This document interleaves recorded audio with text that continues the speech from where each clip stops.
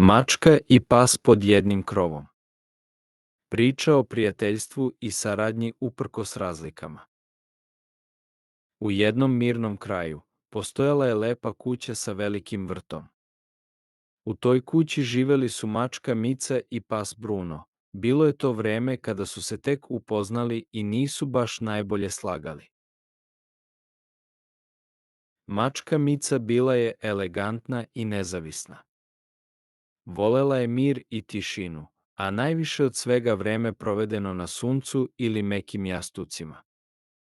Ponašala se otmeno i nije volela buku i nered koji je stvarao Bruno.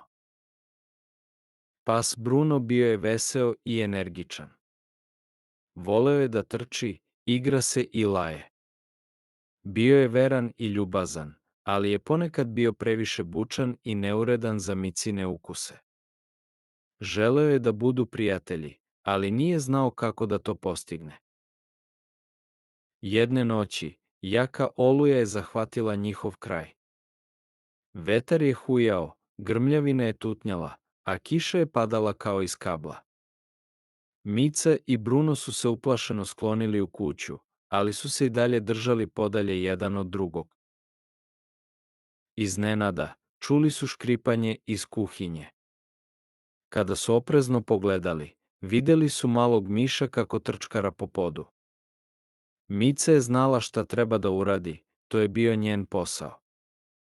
Ali miš je bio brz i ušao je u malu rupu. Bruno je predložio, možda možemo da radimo zajedno. Ja mogu da uplašim miša svojim lajanjem, a ti ga možeš uhvatiti kada istrči. Mica se zamislila, ali je videla da je to dobra ideja. Pristala je da probaju.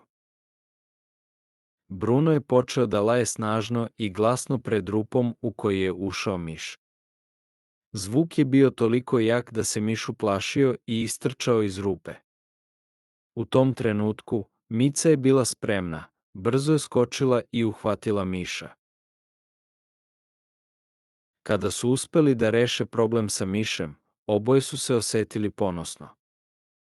Bruno je rekao sa osmehom, vidiš, kada radimo zajedno, možemo da rešimo bilo koji problem. Mica je pristala i čak se nasmešila, što je bio redak trenutak.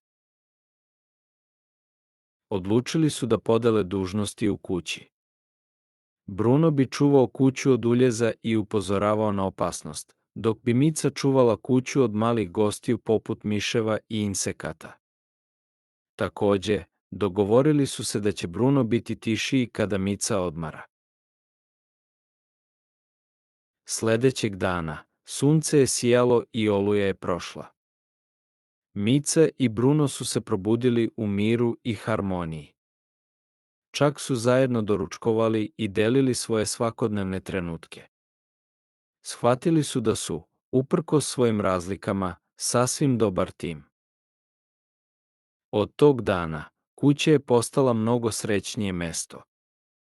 Mica i Bruno su naučili da poštuju jedan drugog i da koriste svoje jedinstvene sposobnosti za dobrobit oboje. Shvatili su da razlike nisu smetnja, već snaga kada se kombinuju na pravi način. I tako su mačka Mica i pas Bruno naučili da žive u harmoniji pod istim krovom.